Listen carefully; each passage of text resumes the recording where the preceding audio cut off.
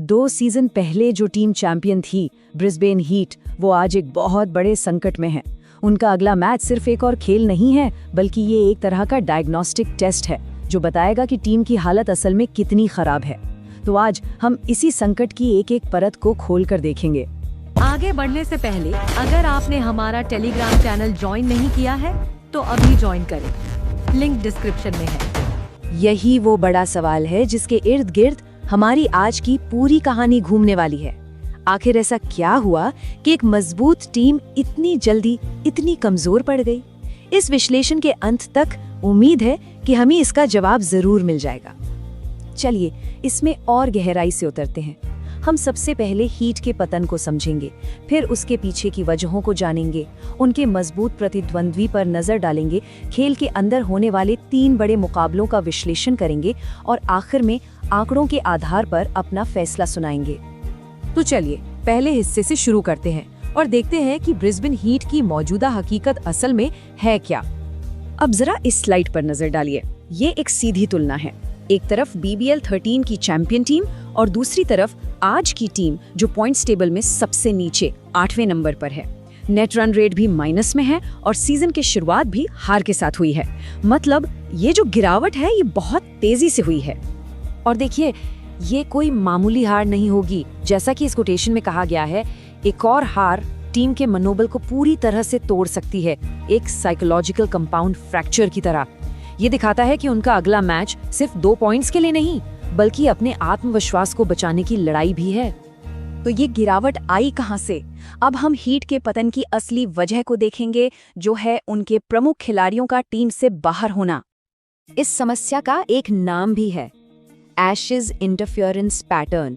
सुनने में थोड़ा टेक्निकल लगता है, पर इसका सीधा सा मतलब ये है कि एक ही समय पर चल रही एशेज सीरीज ने ब्रिस्बेन हीट की रीढ़ की हड्डी ही तोड़ दी है, क्योंकि उनके सबसे बड़े सबसे अहम खिलाड़ी नेशनल टीम के लिए खेल रहे हैं। और देखिए कि कौन कौन बाहर है। उस्मान ख्वाजा जो टीम के मेन प्लानर थे, मानस लाबुशेन जो मिडिल ऑर्डर को संभालते थे, माइकल नेसर जो गेंद और बल्ले दोनों से मैच जिताने का दम रखते थे, और ऊपर से स्पेंसर जॉनसन भी चोट की वजह से बाहर हैं। इन सब के बिना हीट एक पैचवर्क टीम, मतलब एक जुगाड़ वाली टीम बनकर रह गई है। ब्रिस्बेन हीट के संकट को और अच्छे से समझने के लिए हमें उनके प्रतिद्वंदी को देखना होगा। उनके सामने सिर्फ एक टीम नहीं, बल्कि पर्थ स्कॉचर्स नाम की एक मशीन खड़ी है। एक ऐसी टीम जो सफलता का पैमाना है और हीट की कमजोरियों का आईना भी। ये स्लाइड कमाल का काम करती है, ये दिखाने में कि दोनों टीमों के सिस्टम में कितना ज्यादा फर्क है। जहां हीट एक पैचवर्क या जुगाड़ू टीम है, वहीं स्कॉचर्स के पास एक सिस्टमिक गहराई है। उनके यहाँ नेक्स्ट मैन अप कल्चर है, मतलब एक खिलाड़ी जाता है तो दूसरा उसकी जगह लेने को तैयार रहता है। उनमें लीडरशिप की कोई कमी नहीं है और उनका पूरा ढांचा बेहद मजबूत है।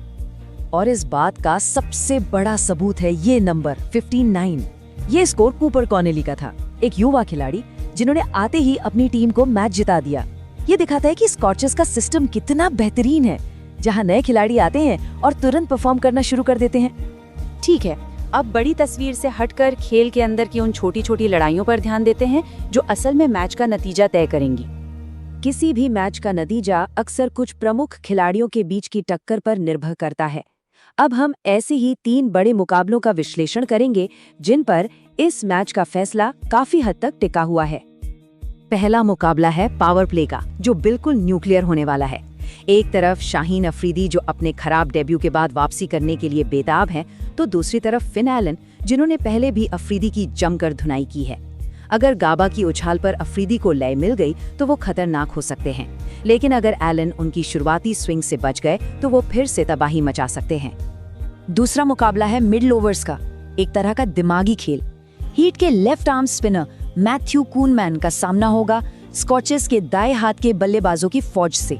कूनमैन गेंद को उनसे दूर निकालकर बड़े मैदान का फायदा उठाना चाहेंगे, जबकि स्कॉचर्स के बल्लेबाज अपने पैरों का इस्तेमाल और स्वीप शॉट से उन पर दबाव बनाने की कोशिश करेंगे। ये एक शानदार टैक्टिकल बैटल होगी। और तीसरा मुकाबला है डेथ ओवर्स का, फिनिशर का फाइनल एग्जाम। हीट के बेस्ट फिनिशर जिमी पियर्सन के सामने होंगे स्कॉचर्स के एलीट गेंदबाज जाय रिचर्डसन। पियर्सन अपनी 360 डिग्री शॉट्स के लिए मशहूर हैं, जबकि रिचर्डसन अपनी सटीक यॉर्कर फेंकने में माहिर हैं। इस लड़ाई से ही तय होगा कि हीट एक लड़ने लायक स्कोर बना भी पाती है या नहीं। अब तक हमने कहानी को समझा, चलिए अब देखते हैं कि आंकड़े क्या कहते हैं, क्योंकि दिन के अंत में नंबर झूठ नहीं बोलते। ये चार्ट प्रदर्शन में जो अनुमानित अंतर है उसे साफ साफ दिखा रहा है। आंकड़ों के मुताबिक स्कॉर्चर्स की बल्लेबाजी हीट की नाजुक बल्लेबाजी लाइनअप पर भारी पड़ सकती है। वो लगभग 20 से 30 रन ज्यादा बना सकते हैं। तो ये है सबसे जरूरी बात, जीत की संभावना को देखिए। अगर स्कॉर्चर्स पहले बल्लेबाजी करते हैं तो उनकी जीत की संभावना सीधी 70% है। ऐसा इसलिए क्योंकि उनकी मजबूत बल्लेबाजी एक ऐसा लक्ष्य बना सकती है जिसे हासिल करना हीट के लिए लगभग नामुमकिन होगा, खासकर जब वो दबाव में हो। और अगर कोई शख्स सुबह बचा भी हो तो ये ऐतिहासिक आंकड़ा उसे भी दूर कर देता है। पिछले 13 मुकाबलों में से 11 बार स्कॉर्चर्स ने जीत हासिल की है। ये दिखाता है कि हाल के दिनों में ये मुकाबला काफी हद तक एक तरफा रहा है। तो अंत में ये सवाल उठता है, क्या अफरीदी या मुनरो जैसे खिलाड़ियों का कोई व्यक्तिगत जादू ब्रिस्बेन हीट के इस पूरे कमजोर सिस्टम पर भारी पड़ सकता है? क्या एक शानदार स्पेल या एक तूफानी पारी एक मजबूत और सेट सिस्टम के खिलाफ जीत दिला सकती है? इसका जवाब तो अब हमें वक्त ही देगा।